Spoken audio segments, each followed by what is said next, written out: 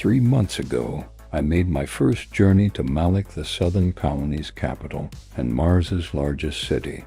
With over 100,000 residents and the planet's only fully industrialized hub, Malik pulsed with ambition, industry, and menace. We boarded the Turb at dawn in Harless City, excitement sparking in the cold Martian air. After a supply stop at Mariner Valley, where future Mariner City clawed itself out of red dust, we pushed onward.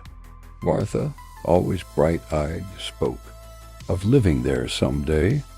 Marcos, smug as ever, made it clear he'd follow her there, with or without an invitation.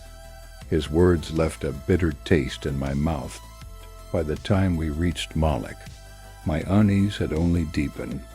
The sprawling steel and glass city shimmered like a predator under the thin Martian sun. "Welcome to the city of dreams," Marcos sneered. As we disembarked, "Hope you're ready to fight for your place here, Mesvin."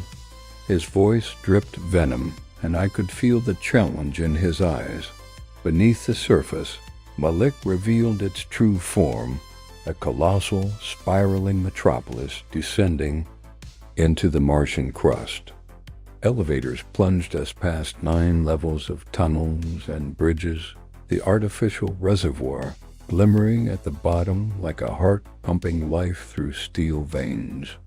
The engineering was breathtaking, but the city felt alive in another way. Watchful, hostile, dangerous security officers shadowed our every move, insisting it was for our protection. Still, the moment we stepped out of the final shop, I felt it, the prickling heat of being watched.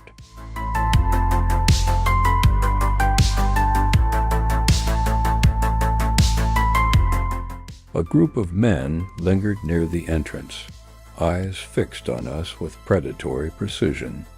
"Martha," I whispered, my pulse spiking, "we need to go." The officers hurried us along, but the strangers followed, weaving through the crowd. Then came the shout, "Stop! Run!" I yelled, seizing Martha's hand. We bolted through a narrow passage, boots pounding against metal. The air was thick with noise, our ragged breaths, pounding footsteps, the echo of pursuit. "Where do we go?" Martha gasped. "Just keep moving." We twisted through tunnels until I spotted a service alley. Ducking behind crates, we held our breath as the men stormed past. For a fleeting second, silence returned, then footsteps approached again. They were doubling back. "This way," I hissed, dragging Martha toward a half-open maintenance door. We slipped inside, swallowed by the darkness of a service tunnel.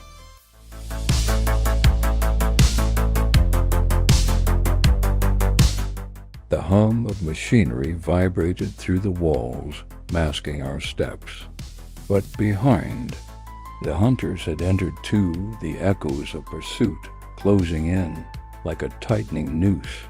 Adrenaline took over. We sprinted deeper into the labyrinth, the air growing stale and heavy. The tunnels seemed endless, a twisting maze of shadows and dread. My mind screamed with one truth: we had to get out of Malik now. Hours later, just before dawn, we finally reached the surface. Malik still glowed with its perpetual artificial daylight, a city that never slept, a city that never forgave. Martha wanted to stay longer, but my nerves were frayed raw. Even Marcos' usual jabs carried a sharper edge.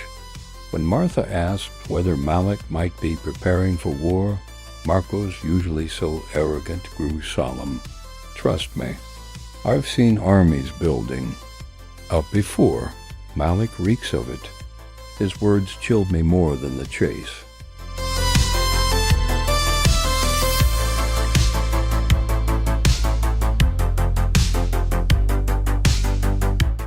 Relief washed over me only when Harless City's entrance shelter loomed ahead. For the first time, I admitted the truth aloud. Malik is the worst place I've seen since coming to Mars. But respite was fleeting.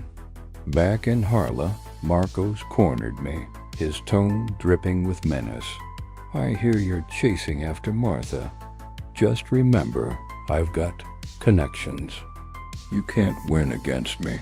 I met his glare with steel. Martha isn't a prize, Marcos.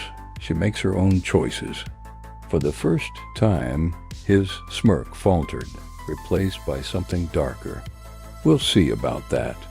He turned away, but his threat lingered like smoke in my lungs as Martha and I walked on.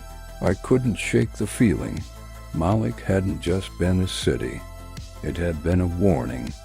And Marcos, my rival, my shadow, wasn't done with me yet.